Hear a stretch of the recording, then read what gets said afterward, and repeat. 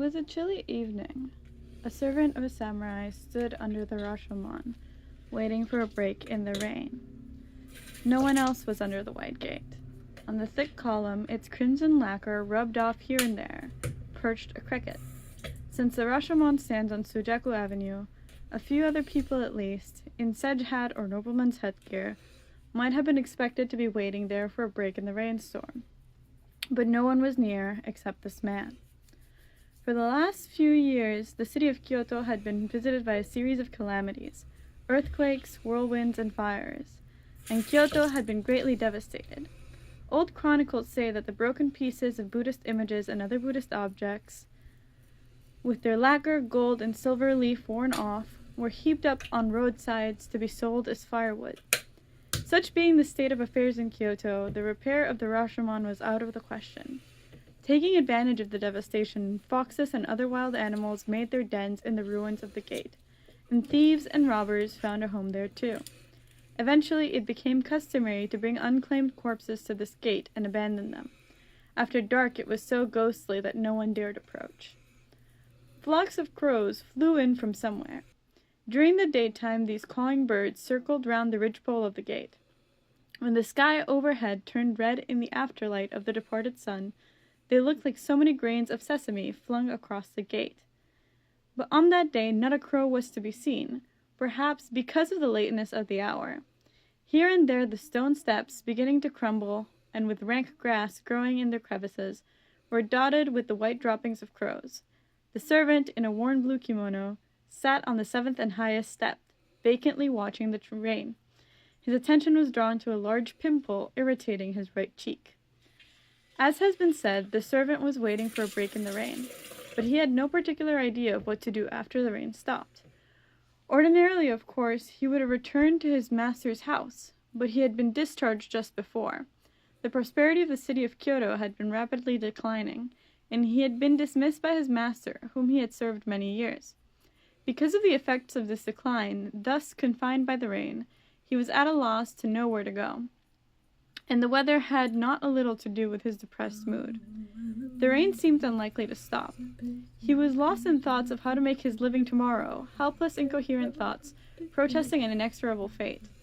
Aimlessly, he had been listening to the pattering of the rain on Sujaku Avenue. The rain, enveloping the Rashomon, gathered strength and came down with a pelting sound that could be heard far away. Looking up, he saw a fat black cloud impale itself on the tips of the tiles jutting out from the roof of the gate. He had little choice of means, whether fair or foul, because of his helpless circumstances. If he chose honest means, he would undoubtedly starve to death behind the wall or in the Sujaku gutter. He would be brought to his gate and thrown away like a stray dog. If he decided to steal, his mind, after making the same detour time and time again, came finally to the conclusion that he would be a thief. But doubts returned many times. Though determined that he had no choice, he was still unable to muster enough courage to justify the conclusion that he must become a thief. After a loud fit of sneezing, he got up slowly. The evening chill of Kyoto made him long for the warmth of a brazier. The wind in the evening dusk howled through the columns of the gate. The cricket, which had been perched on the crimson-lacquered column, was already gone. Decking his neck, he looked around the gate, and drew up the shoulders of the blue kimono which he wore over his thin underwear. He decided to spend the night there, if he could find a secluded corner sheltered from wind and rain. He found a broad lacquered stairway leading to the tower over the gate. No one would be there, except the dead, if there were any. So taking care that the sword at his side did not slip out of the scabbard, he set foot on the lowest step of the stairs. A few seconds later, halfway up the stairs, he saw a moment above. Holding his breath and huddling cat-like in the middle of the broad stairs leading over the tower, he watched and waited. A light coming from the upper part of the tower shone faintly upon his right cheek. It was the cheek with the red, festering pimple visible under his stubby whiskers. He had expected only dead people inside the tower, but he had gone up a few steps before he noticed a fire above, about which someone was moving. He saw a dull yellow flickering light which made the cobwebs hanging from the ceiling glow in a ghostly way. What sort of person could be making a light in the Rashomon, and in a storm? The unknown, the evil, terrified him. As quietly as a lizard, the servant crept up to the top of the steep stairs, crouching on all fours, and stretching his neck as far as possible, he timidly peeped into the tower. As rumor has said, he had found several corpses strewn carelessly about the floor. Since the glow of the light was feeble, he could not count the number. He could only see that some were naked and others clothed. Some of them were women, and all were lolling on the floor with their mouths open or their arms outstretched, showing no more signs of life than so many clay dolls. One would doubt they had ever been alive, so eternally silent they were. Their shoulders, breasts, and torsos stood out in the dim light. Other parts vanished in shadow. The offensive smell of these decomposed corpses brought his hand to his nose. The next moment his hand dropped and he stared. He caught sight of a ghoulish form bent over a corpse. It seemed to be an old woman, gaunt, gray-haired, and nunnish in appearance. With a pine torch in her right hand, she was peeking into the face of a corpse who had long black hair. Seized more with horror than curiosity, he even forgot to breathe for a time. He felt the hair of his head and body stand on end. As he watched, terrified, she wedged the torch between two floorboards and, laying hands on the head of the corpse, began to pull out the long hairs one by one, as a monkey kills the lice of her young. The hair came out smoothly with the movement of her hands. As the hair came out, fear faded from his heart, and his hatred towards the old woman mounted. It grew beyond hatred, becoming a consuming antipathy against all evil. At this instant, if anyone had brought up the question of whether he would starve to death or become a thief, the question which had occurred to him a little while ago, he would not have hesitated to choose death. His hatred towards evil flared up like the piece of pine wood which the old woman had stuck in the floor. He did not know why she pulled out the hair of the dead.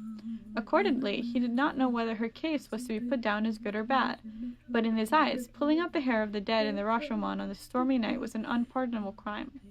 Of course it never entered his mind that a little while ago he had thought of becoming a thief. Then summoning strength into his legs, he arose from the stair and strode, hand on sword, right in front of the old creature. The hag turned, terror in her eyes, and sprang up from the floor, trembling. For a small moment she paused, poised there. Then she lunged from the stairs with a shriek. "Wretch, where are you going?" he shouted, barring the way of the trembling hag who tried to scurry past him. Still she attempted to claw her way by. He pushed her back to prevent her, and they struggled, fell among the corpses, and grappled there. The issue was never in doubt. In a moment he had her by the arm, twisted it, and forced her down to the floor. His arms were all skin and bones, and there was no more flesh on them than on the shanks of a chicken. No sooner was she on the floor than he drew his sword and thrust the silver-white blade before her very nose. She was silent. She trembled as if in a fit, and her eyes were opened so wide that they were almost out of their sockets, and her breath came in hoarse gasps. The life of this wretch was his now. The thought cooled his boiling anger and brought a calm pride and satisfaction. He looked down at her and said in a somewhat calmer voice, "Look here, I'm not an officer or the High Police Commissioner. I'm a stranger who happened to pass by this gate. I won't bind you or do anything against you, but you must tell me what you're doing up here." Then the old woman opened her eyes still wider and gazed at his face intently with the sharp red eyes of a bird of prey. She moved her lips, which were wrinkled into her nose, as though she were chewing something. Her pointed Adam's apple moved in her thin throat. Then a panting sound like the crowing of a crow came from her throat. "I pull the hair. I pull out the hair to make a wig."